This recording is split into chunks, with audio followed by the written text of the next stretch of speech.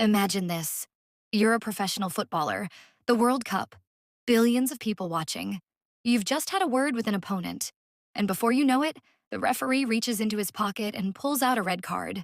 Not for what you said, not for what you did, for how you covered your mouth while saying it. That's a real rule at the 2026 World Cup, and it's only the beginning. This tournament has more new rules than any World Cup in recent memory, and some of them are genuinely strange. By the end of this video, you'll understand all of them. More importantly, you'll understand why FIFA introduced them. Because honestly, some of these actually make sense. Others, well, we'll get there. Let's start with the one that's already causing chaos. At this World Cup, if a player covers their mouth while confronting an opponent during an altercation, they will receive a red card. It doesn't matter what they actually said. Read that again. The content of what you say is irrelevant. The gesture gets you sent off. The rule stems from a Champions League incident involving Real Madrid's Vinicius Jr. and Benfica's Gianluca Prestiani, where players were suspected of whispering discriminatory remarks to each other, lips hidden from cameras and lip readers. FIFA's response? Simple. If you're hiding your mouth during a confrontation, we assume the worst. Red card. Off you go. Here's where it gets interesting. Players can still cover their mouths for friendly conversations when they don't want their lips to be read by opponents or broadcasters. So, a tactical chat with a teammate mid-game? Fine. A whispered exchange while squaring up with someone? Instant red card. This sounds simple. It isn't. The referee now has to judge in real time. Is this a friendly conversation or a confrontation? That is an enormous call to make at the World Cup. Okay, you've watched enough football. You know the type. A team is winning by 1 goal. 67th minute. They make a substitution. The player being replaced? He's suddenly limping. He needs help from the physio. He waves to the crowd.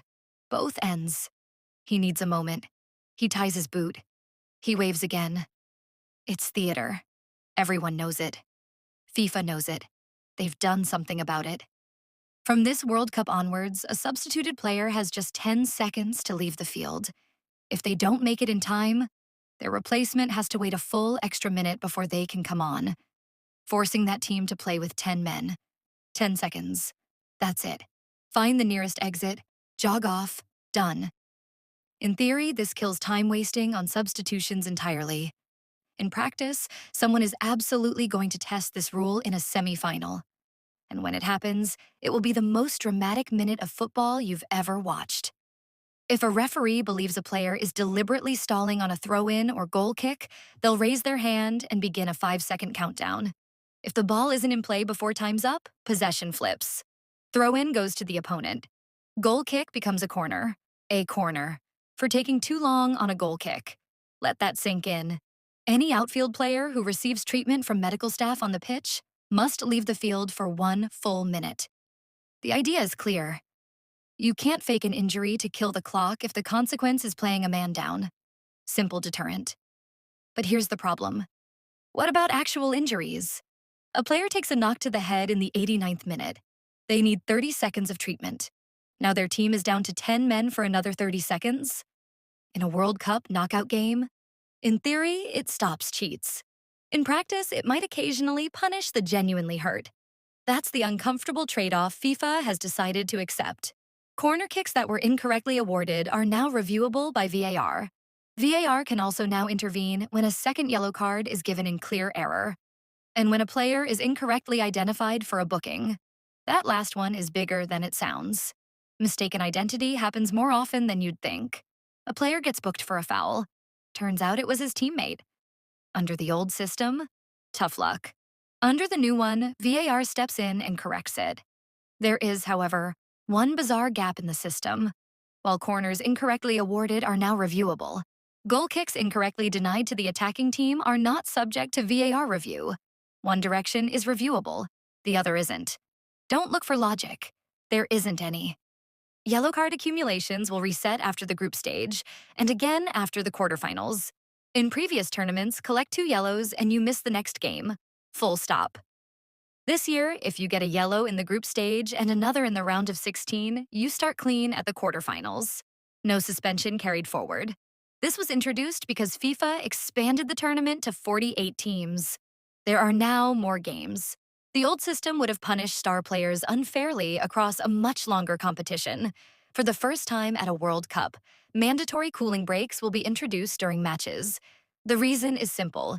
This tournament is expected to be one of the hottest on record. Games are being played in the United States in June and July. Temperatures in some stadiums could be approaching 100 degrees Fahrenheit.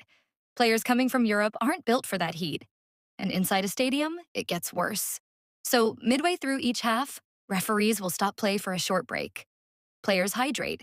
Coaches shout instructions. Everyone pretends they're fine. It's a small change. But for a player running 12 kilometers a game in 95-degree heat, it might be the difference between finishing strong and cramping on the halfway line in the 75th minute. But every single rule in this video, the countdown, the substitution clock, the mouth rule, the injured player exit, they all point to the same thing. FIFA is trying to reclaim the game. Football at the top level has become a masterclass in wasting time, gaming systems, and manipulating rules. Every team does it. Every coach teaches it. It works, so it spreads. These new rules are FIFA saying, we see what you're doing, and we're making it expensive. Whether it actually works is a different question. Smart coaches will find new loopholes. They always do. But for at least one tournament, the rules of the game have changed. The real question is, which team was built for the old rules, and which team was quietly preparing for the new ones? If you want to stay on top of everything happening at the 2026 World Cup, the stories, the tactics, the moments nobody else is explaining, subscribe. There's a lot more coming.